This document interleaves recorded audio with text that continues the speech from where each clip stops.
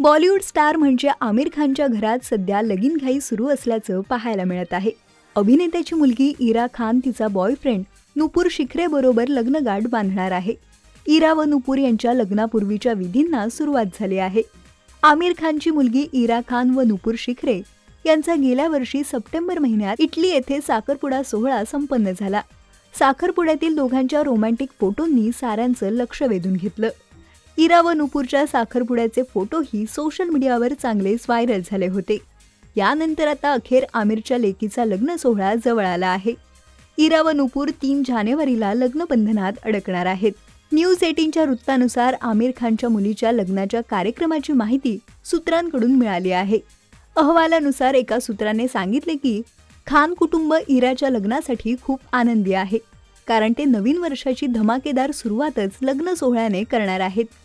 इरा व नुपूरचे लग्न 3 जानेवारी रोजी वांद्रे येथील ताज लँडसन या आलिशान हॉटेलमध्ये होणार आहे। यानंतर 6 ते 10 जानेवारी दरम्यान 2 रिसेप्शन पार्टीचं आयोजन करण्यात आलं आहे। यापैकी एक रिसेप्शन दिल्ली येथे तर दुसरे रिसेप्शन जयपूर येथे होणार आहे। रिपोर्टनुसार असेही समोर आले आहे की आमिर त्याच्या लेकीच्या लग्नासाठी खूप उत्साहित आहे।